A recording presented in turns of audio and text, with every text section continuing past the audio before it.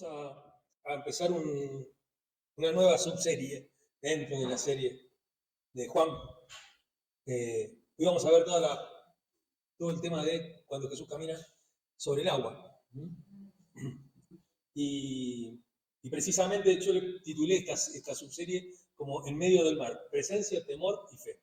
Lo vamos a ver en tres sermones. El primero va a ser el que vamos a ver hoy, que es la noche y el viento, ¿no? Cuando Jesús parece ausente. La semana que viene vamos a ver el segundo sermón, No tengas miedo, la presencia que transforma el temor. Y el último sermón de esta subserie va a ser ¿Cuándo llegaste aquí? La búsqueda que no entiende la presencia de Jesús. Y precisamente vamos a ver un texto que lo vamos a leer en el capítulo 6, versículos 16 al 24. Eso es todo lo que vamos a ver a lo largo de la semana. Hoy vamos a ver nada más un par de versículos. Pero vamos a leer todo como para ponernos en contexto y después podemos charlar un poquito con respecto a qué es realmente lo que estaba pasando, ¿no? Dice así la palabra de Dios: cuando ya anochecía, los discípulos bajaron al lago, subieron una barca y comenzaron a cruzar el lago en dirección a Capernaum. Para entonces ya había oscurecido y Jesús todavía no se les había unido. Por causa del fuerte viento que soplaba, el lago estaba agitado. Habrían remado unos 5 o 6 kilómetros cuando vieron que Jesús se acercaba a la barca caminando sobre el agua y se asustaron. Pero él le dijo: soy yo, no tengan miedo. Así que se dispusieron a recibirlo a bordo y enseguida la barca llegó a la playa, lugar al que se dirigía. Al día siguiente, la multitud que estaba aún en el otro lado del lago se dio cuenta de que los discípulos habían embarcado solos. Lo supieron porque allá había estado una sola barca y Jesús no había entrado en ella con sus discípulos. Sin embargo, algunas barcas de Tiberíades se aproximaron al lugar donde la gente había comido el pan después de haber dado gracias al Señor. En cuanto la multitud se dio cuenta de que ni Jesús ni sus discípulos estaban allí, subieron a las barcas y se fueron a Capernaum a buscar a Jesús. Este es el texto más amplio, ¿no? Y vemos algunas cosas, ¿no? Acá en este tema. Lo que hoy vamos a ver, esta cosa de la noche y el viento, ¿no? Me parece, faltaría ahí el frío del mar, ¿no? El segundo faltaría ahí. Pero la noche y el viento, cuando Jesús parece ausente,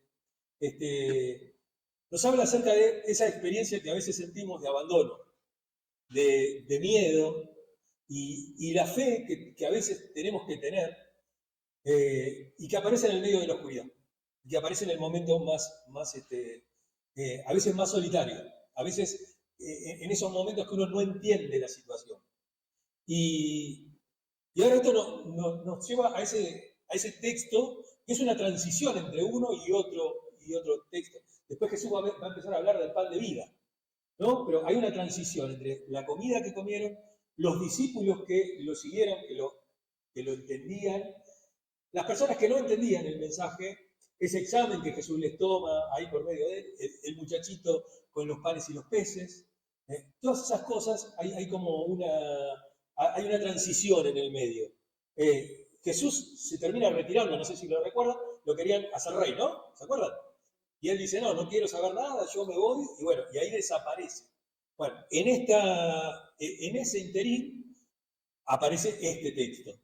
Jesús se retiró solo al monte, lo vimos en el versículo 15, él se retiró solo al monte, no fueron ni sus discípulos ni nada, él se fue solo a orar. Mientras tanto, los discípulos bajan al mar solos también. Salen del monte, bajan al mar, y bajan al mar solos y se suben a una barca.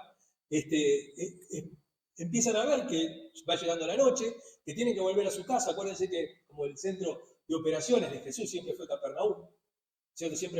Era su ciudad. Si bien él era de Nazaret y es el rey de Jerusalén, su ciudad, la ciudad en donde él paraba, en donde él estaba, en donde estaban sus amigos, en donde estaba Lázaro con María y Marta, era ahí en Capernaum. Entonces, ese era su hogar. Cuando ven que empieza a llegar la noche y que Jesús no aparece, los discípulos se suben a una barca y se van. Y se empieza a levantar viento y se empieza a mover todo. El tema es que Jesús no está en la barca. El tema es que Él no está en la barca. Y esta escena nos lleva, bueno, qué sé yo, les puedo hablar sobre el mar de Galilea, que es un lugar donde realmente hay muchas ventiscas, donde si bien es un lago, ¿no? Tiene un fuerte oleaje también, por el viento precisamente, por la presión atmosférica, por lo que sea, de la zona. Y ellos son todos pescadores, saben dónde están, no los va a agarrar por sorpresa, pero sí en este estado nos habla de eso, ¿no? Nos habla de un lugar que a uno le parece conocido, que a uno le parece que lo va a poder transitar solo, que por su experiencia lo puede hacer, y sin embargo ellos se encuentran en el medio de la tormenta y no está Jesús. Y todas sus experiencias, me la sé toda, yo soy un marinero de hace muchos años, ¿no? No le sirven de nada. Jesús no está y ellos empiezan a tener, ¿no? La oscuridad los rodea, no, es como ahora, ¿no? Que hay boyas con luces, eso no es Alejandría, no hay faro, no hay nada ahí, ¿no? No hay nada. Y uno ve oscuridad, fíjense, nosotros que vivimos en Máximo Paz, que es un pozo, nosotros sabemos lo que es la niebla, ¿no? La niebla cubre esos lugares así bajos, cae la borrasca, ¿no es cierto? De los montes se empieza a caer la borrasca y se tapa todo, entonces uno empieza ahí y el mar se empieza a agitar y ellos ahí empiezan a tener ese miedo. Esos momentos que tenemos nosotros, que Dios parece estar ausente, la oscuridad nos rodea y el viento de la vida nos sacude. Fíjense acá lo que dice el versículo 17, ya había oscurecido y aún no había ido a reunirse con ellos.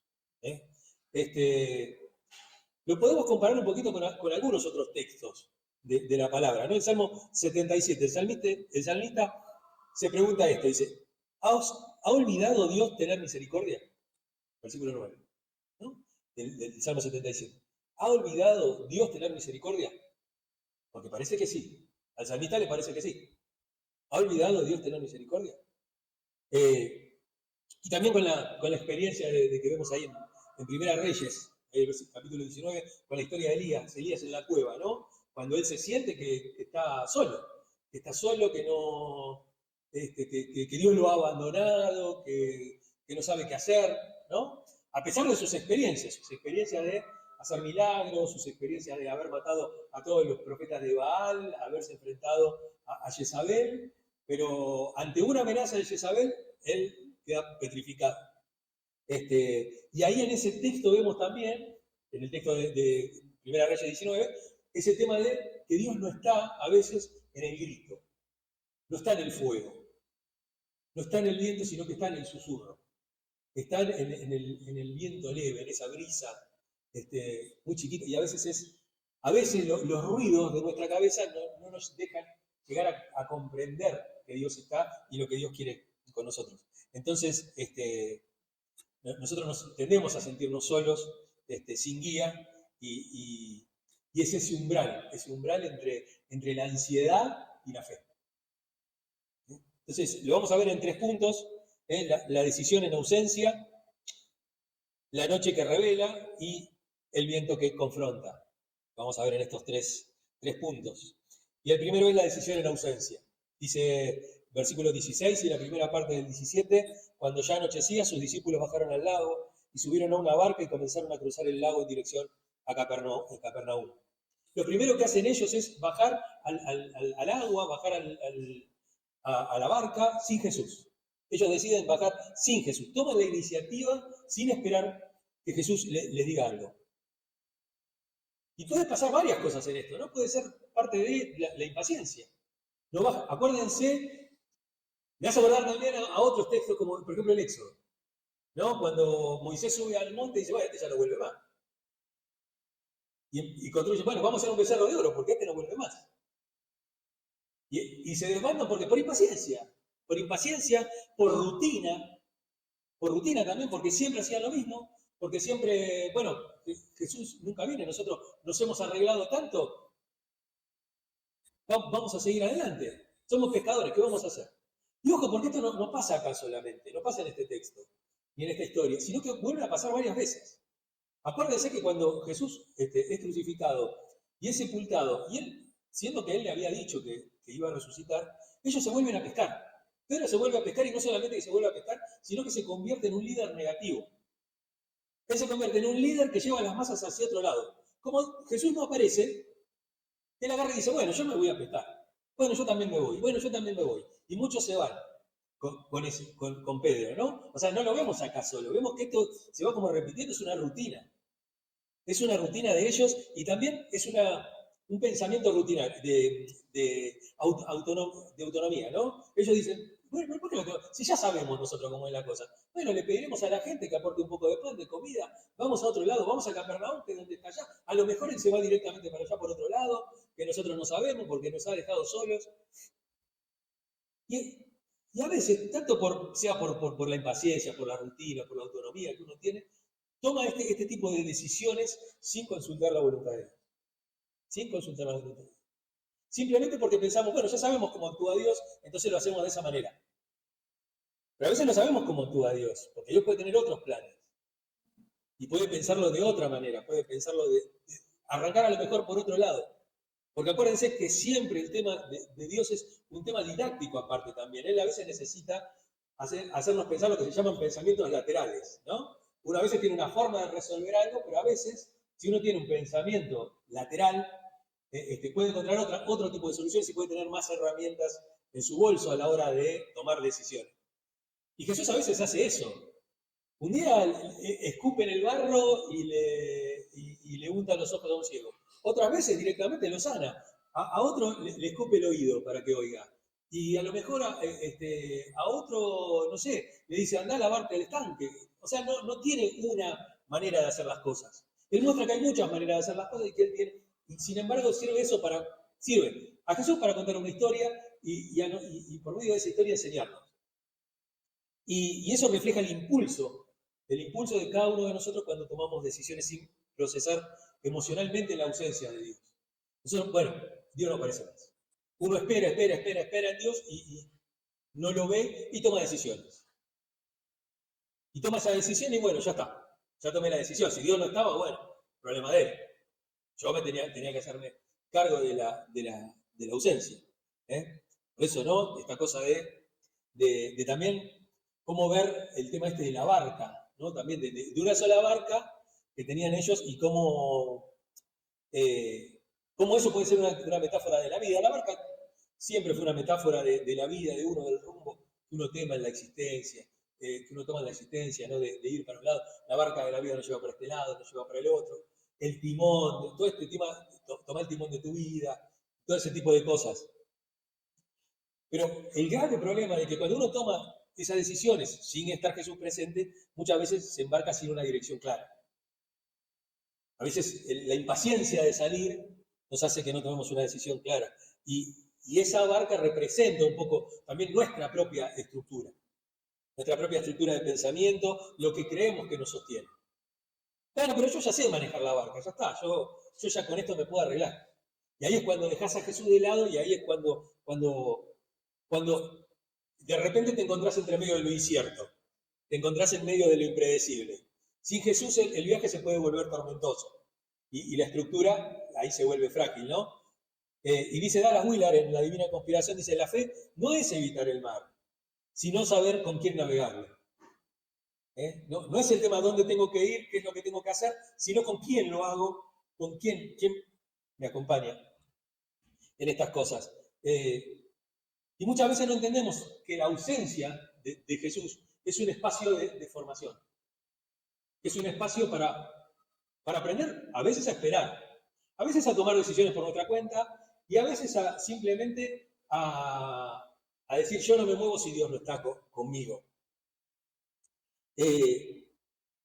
Porque a veces Jesús no está, pero eso no significa que no venga. ¿Qué es lo que nos pasa a veces con el tema de basar toda nuestra teología en la escatología, ¿no? En esta cosa de que Jesús viene. Jesús viene, Jesús viene. Y ya son los últimos tiempos. Miren, muchachos, hace 2000 años que son los últimos tiempos. ¿No? El reloj escatológico está corriendo desde el momento en que Jesús resucita. En ese momento empieza a correr el reloj escatológico y los últimos tiempos. Y uno dice, bueno, no, pero no vale la pena hacer esto porque total, ya falta poco. ¿Y qué tiene que ver que falte poco? ¿Qué tiene que ver que sea inminente la llegada? No necesitamos estar repitiendo eso para saber que Él vuelve. Y muchas veces decimos, no, porque parece que Jesús retiró todo, porque... No, y a lo mejor aparece Jesús y calma todo. Y calma todo de repente. Grandes imperios cayeron en el medio de la nada, qué sé yo, los nazis eran imparables. ¿Viste? Eran imparables y se comían los chicos crudos, iban todo para adelante, todo. Y de repente perdieron la guerra. Perdieron la guerra. Y bueno, es así. Y uno pensaba que ese imperio, ellos pensaban en el milenio también. Pensaban en un Reich milenial. Vamos a gobernar el mundo por 1000 años, con el tercer Reich. No pasó de esa manera. Dios lo desbarata en 2 minutos. Y a veces parece, nosotros vemos así, dice Jesús, aparecerán muchos Cristos. Entonces aparece un Cristo por allá, un Cristo por acá, un Cristo, dice, no le den bolilla porque no va a ser de esa manera. Pero sin embargo, yo lo que veo en el pensamiento muchas veces de la iglesia y en la teología escatológica que hacemos, es que nosotros no vemos Cristo, vemos anticristos en todos lados. Nosotros, ¿aquel es el anticristo? ¿Aquel es el anticristo? ¿Aquel es Miren, cuando venga el anticristo lo van a adorar como si fuera el Cristo. Porque eso es lo que nos dice Jesús, que van a aparecer Cristos por muchos lados. No porque alguien sea muy malo, o porque nos parezca muy malo, ese es el anticristo. Porque precisamente el diablo tiene esa cualidad, ¿no? De disfrazarse de ángel de luz. Y de sernos atractivos, incluso en su bondad, en su supuesta bondad. Cuando vemos así, cuando vemos que alguno es muy malo, cuando una persona muy mala, probablemente no sea el anticristo. El diablo es más astuto. El diablo es más astuto. Recuerdo el texto de Génesis, ¿no? Y apareció la serpiente hablando. Y esa palabra serpiente, a nosotros nos parece que es ese bicho baboso, asqueroso que se arrastra y que es tan, claro, que es tan repulsivo para nosotros. Tal vez es repulsivo por esa historia. Porque hay otros animales que también pueden parecer repulsivos y sin embargo nos agradan, ¿no? Hay gente que tiene iguanas como mascotas. Un puma como mascota. ¿Viste? Claro, muy bueno. Y a lo mejor la víbora es mucho menos peligrosa que el puma, ¿no? Pero ese texto de Génesis, donde habla de serpiente, habla de un ser de luz. La palabra es nahash, que en hebreo significa algo así como alguien que está iluminado, como alguien que brilla, como un brillo. Por eso Eva también le da bolilla. A lo mejor si venía un pajarito y le contaba no le hubiera dado bolilla. Pero precisamente lo que la deslumbró fue la belleza y la luminosidad o la supuesta brillantez de ese ser que nosotros traducimos por serpiente y después se convierte en la bestia, en el dragón. Y uno tiene todas esas imágenes, pero no entiende por qué le da bolilla a algo tan horrible como eso. Y en verdad es que no tenemos en cuenta ese atributo de la serpiente, que no es eso que nosotros conocemos, sino que es otra cosa. Yo pensaba en esto de las ausencias, ¿no? A veces ese tipo de ausencias de Dios y que nos parece que Dios no está y todo, tiene un poquito que ver con unos espacios que Dios nos da para poder madurar y madurar la confianza. La confianza tiene que ser probada, ¿no es cierto? Uno dice, el que espera desespera. Bueno, Dios quiere que nosotros no desesperemos, quiere que esperemos y que aprendamos a esperar. Y dice Brennan Manning, Dios a veces se oculta para que lo busquemos con más profundidad. A veces necesitamos un poquito más, esperar un poquito más para poder escucharlo. Escucharlo en esa noche que revela. Este segundo punto, ¿no? La noche que revela. La segunda parte del versículo 17 dice, para entonces ya había oscurecido y Jesús todavía no se les había unido. Se estaba haciendo de noche, mirá que las cosas se están poniendo color de hormiga, dale, ¿qué pasa? Que no aparece todo, vamos a subir a la barca y nos vamos. Y lo dejamos, encima lo dejaron a pata. Lo dejaron a pata, se van a su casa y todo, no les importa nada a los discípulos. Y precisamente esa oscuridad tiene que ver con un escenario de revelación.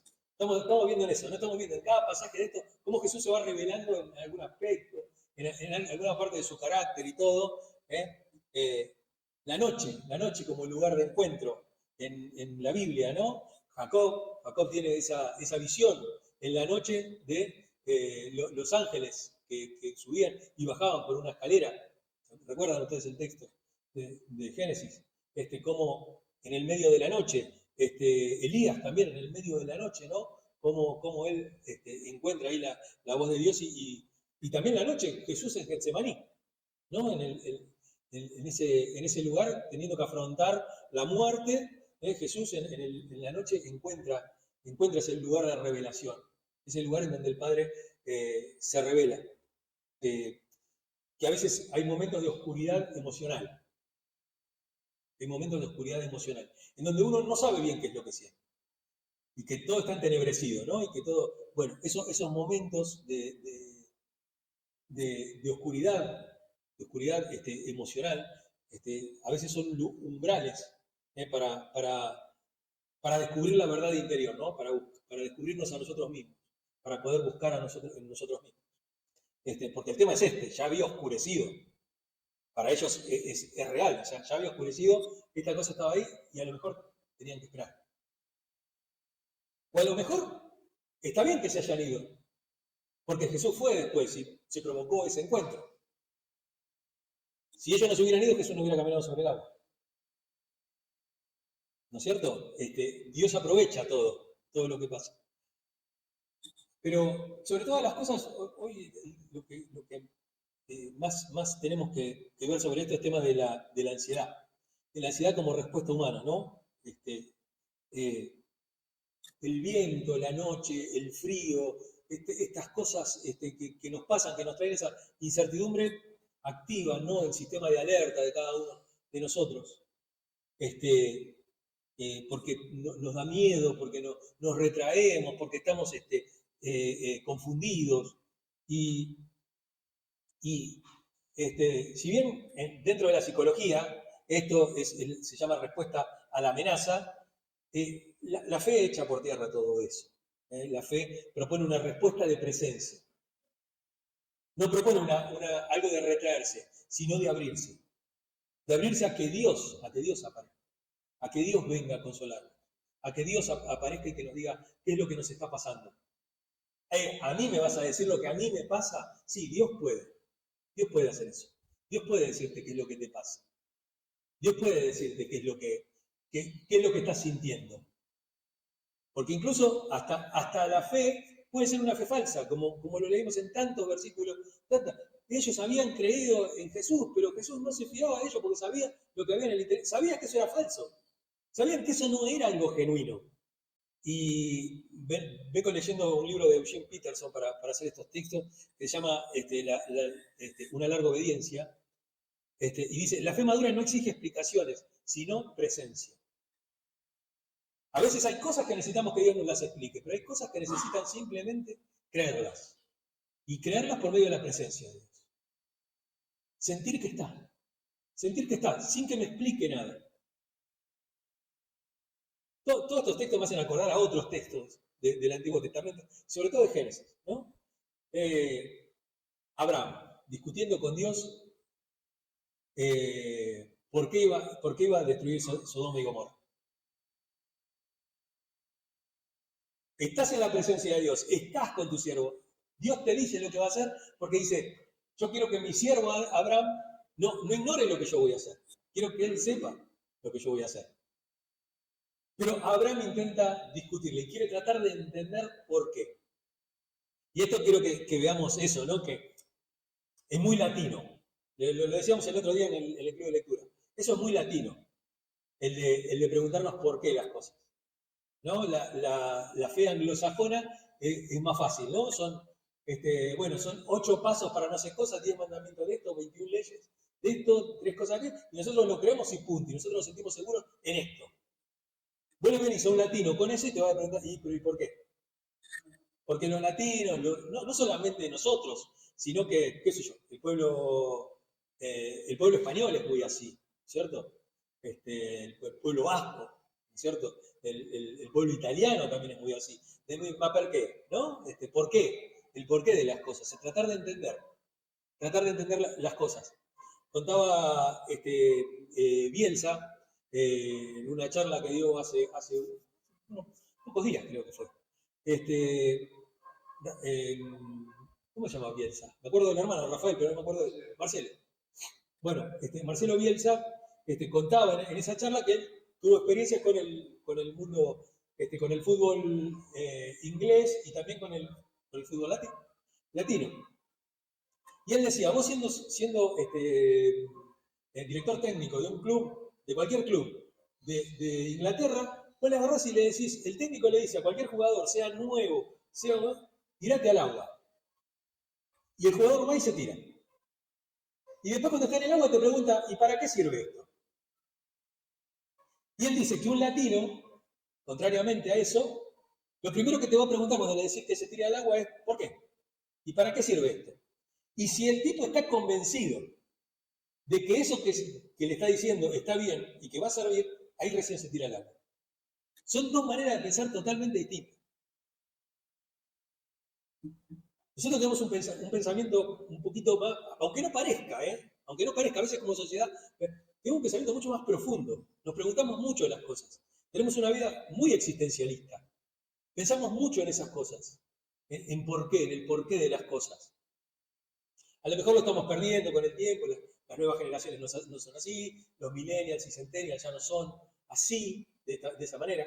Pero bueno, tenemos esa característica y esa es la característica también de nuestra iglesia, de nuestra fe y de nuestra forma de vivir la fe. Y a veces entendemos esto, ¿no? Como lo dice acá Eugene Peterson, la fe madura no exige las explicaciones, sino la presencia. Exige eso, exige, bueno, está bien, dale para adelante, pero vos tenés que estar conmigo. Si no, yo no voy. Nuevamente, acuérdense de Éxodo. Yo voy, pero si vos estás conmigo. Si vos no estás conmigo, yo no voy. ¿No? Esa cosa, lo vemos en Gedeón también, ¿no? La respuesta. Bueno, vamos a la guerra. Pero primero tiene que pasar esto, tiene que pasar que mojes el vellón. Bueno, mojaste el vellón, pero bueno, ahora yo quiero que no lo mojes. Siempre uno se pregunta, bueno, vos tenés que estar conmigo, yo tengo que estar seguro que vos estás conmigo. Y precisamente a veces ese silencio es una pedagogía, es algo pedagógico de Dios que Dios nos quiere enseñar. Jesús todavía no llegó, están ahí al borde del agua, se está haciendo de noche, está empezando a soplar el viento, y el texto no dice que se olvidó de ir Jesús, o que Jesús se había ido para otro lado, sino que aún no había llegado. Dejan claro eso, que Jesús no era que no estaba, no eran los planes de Jesús no ir, sino que aún no había llegado. Y en la teología bíblica, el aún, ese aún, ¿no? Es que no tengan, que Dios no vuelve, o que Dios retrasa su promesa, como algunos lo tienen por tardanza, dicen. Sino que aún está esperando Dios que muchos procedan al arrepentimiento. Ese aún siempre abre el espacio de la esperanza en la Biblia. La Biblia tiene esa característica. Cuando uno ve un aún de Dios es porque Dios está dando tiempo, Dios está dejando madurar a veces las cosas. Está en 2 Pedro 3:9 ese texto que le dije. El Señor no tarda en cumplir su promesa, según algunos entienden por tardanza. No es eso, no es tardanza, es pedagogía a lo mejor, es esperar. Y el tema es que a veces estamos en el medio de esa noche, de esa espera, de esa espera que desespera, de esa esperanza que la vemos no según nosotros, sino según el mundo. ¿No? El mundo tiene corta la esperanza. No es tan Diego Torres, ¿no? Pintarse la cara color esperanza. No hay un color de la esperanza. Está bien, es el verde, sí, ya sé. Pero no hay algo que nos pueda traer la esperanza es corta, ¿cierto? Porque uno tiene que vivir hoy. Por eso digo estas cosas no voy a hablar de ese tema. Iba a hablar de otro tema, pero me iba a ir por las ramas. Y no quiero hablar de ese tema. Dice la palabra de Dios en el versículo 18, ahí. Por causa del fuerte viento que soplaba, el lago estaba agitado. Ese viento que confronta, ¿no? Ese viento de frente que viene y que vos querés avanzar y que el viento no te deja. Y ese mar agitado como reflejo del alma de cada uno de nosotros, ¿no? Ese mar agitado.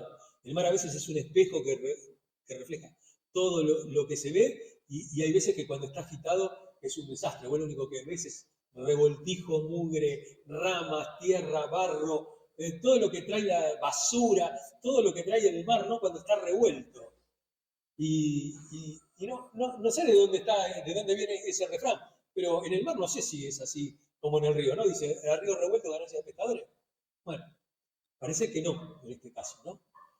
como esos problemas de la vida, ¿no? Esas pérdidas, esas crisis, esos diagnósticos que no queremos que nos den, esas rupturas, todo ese tipo de cosas que nos parecen tan malas, que son tormentas emocionales.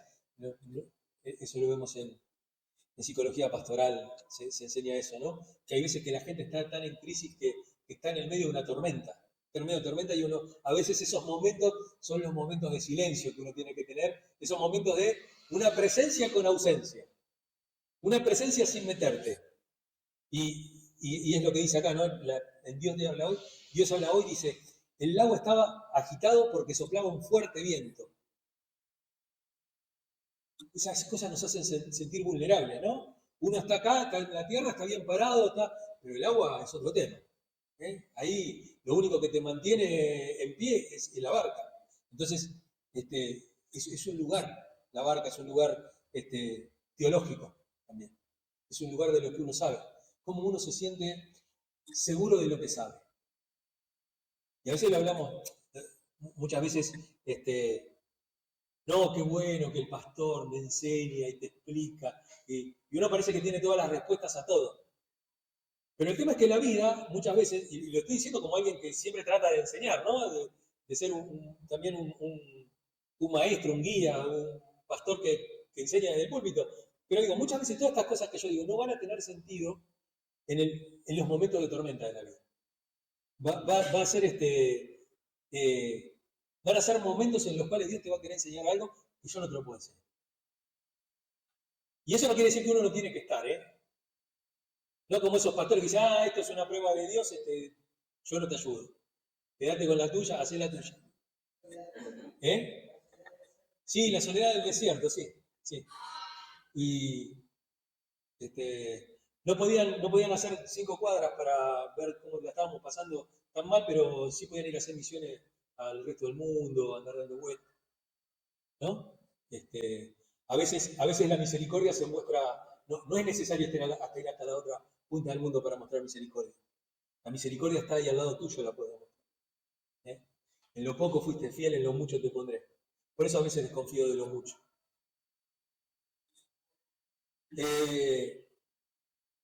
Y les decía esto, ¿no? De que la vulnerabilidad como lugar teológico. Los discípulos son pescadores, saben eso, pero aún así tienen miedo. Y la vulnerabilidad, sentirse vulnerables, no es un síntoma de debilidad. Digo, aquel que se hace el fuerte y se para delante del tren y dice, a mí no me va a mover y se pone duro, te va a pasar por arriba, flaco.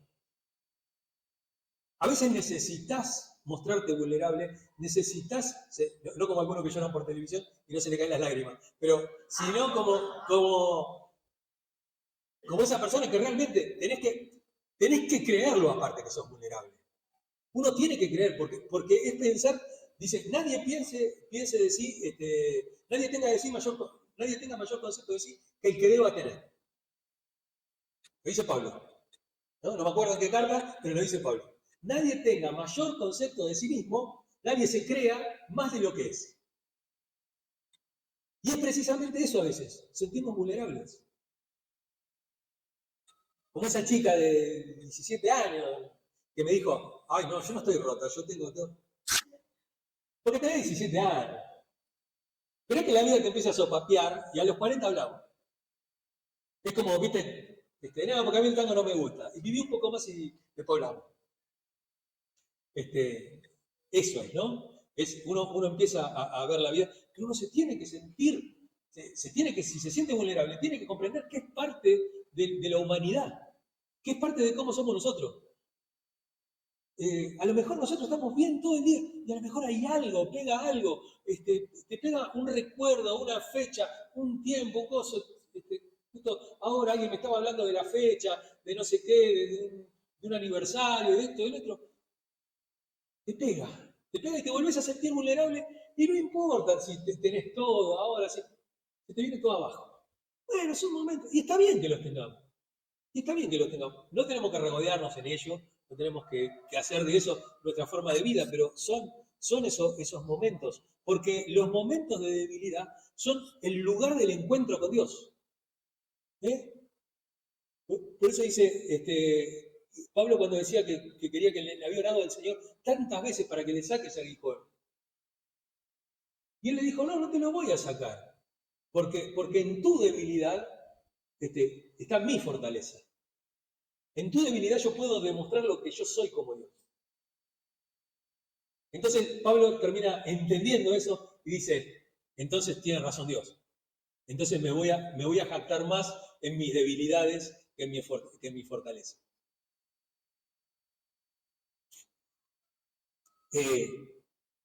Dice John Stott en La Cruz de Cristo, la tormenta no siempre es castigo, a veces es escenario de revelación. A veces es ese momento, las tormentas son para que Jesús aparezca. Y después tenemos otro texto, ¿se acuerdan de la tormenta? Jesús en el barco durmiendo. Y otra vez la tormenta en el medio del mar. Maestro, despierta, ¿no ves que perecemos? No, pero hombre, poca fe. Es tiempo podrido, dijo Jesús, va, listo, ya está. Che, ¿quién es? No, pero aparte después está a lo mejor spoileando una prédica, igual es un texto muy conocido, pero digo, esa cosa de. A mí me asombra porque a veces lo veo tan humano a Jesús, pero tan humano. A veces nosotros le ponemos, tal vez por ese texto de la Reina Valera 60, con ese abeiste, viste, que parece que estamos leyendo el Quijote de la Mancha, que a veces nos muestra como, nos parece como muy solemne. ¿No? Pero si uno lo lleva al lenguaje de acá, al lenguaje de acá, del barrio de San Eduardo, ¿viste? De acá, de Praderas, ¿viste? No el lenguaje ese de la teología, sino ese lenguaje es tiempo podrido, loco, no me dejen ni dormir. Ahí, y las personas ahí que están con él, ahí en la barca, dicen, ¿quién será este que calma la tormenta? Jesús, el Hijo de Dios, vos lo dijiste. O sea, gente que no entiende todas esas cosas, ¿no? Uno lo ve tan humano a veces, Jesús. Jesús a veces como que hay gotas que le rebalsan en el vaso, ¿no? Como diciendo, dale, ponele pila que tengo 3 años nada más para enseñarte. Y la fe precisamente es una fe que espera en el medio del viento. Aunque Jesús todavía no haya llegado, la barca sigue avanzando igual, y eso se llama resiliencia, eso se llama poder soportar un golpe más, un paso más, una milla más, poner la otra mejilla. Que eso no tiene que ver con ser una persona que se deja golpear, o poner la otra mejilla. Lo hablábamos el viernes en terapia con Cristian, con mi psicólogo, y hablábamos de esto, ¿no? De que el Evangelio es el de la otra mejilla, de poner la otra mejilla. Pero también es el Evangelio del ¿por qué me pegás? Cuando a Jesús viene uno y le pega así sin motivo alguno, dice, ¿por qué me pegas? Lo encara, ¿no? Pero ¿cómo? ¿No es que hay que poner la otra mejilla? No, a veces hay que plantarse también. Y el Evangelio es eso también. El Evangelio son las dos cosas. Es poner la otra mejilla y es preguntar, ¿por qué me pegas? Es también preguntarse por qué pasan las cosas. No es solamente resolverlas, sino también o apalear ciertas cosas. Lo hablábamos el jueves, el miércoles, en el club de lectura.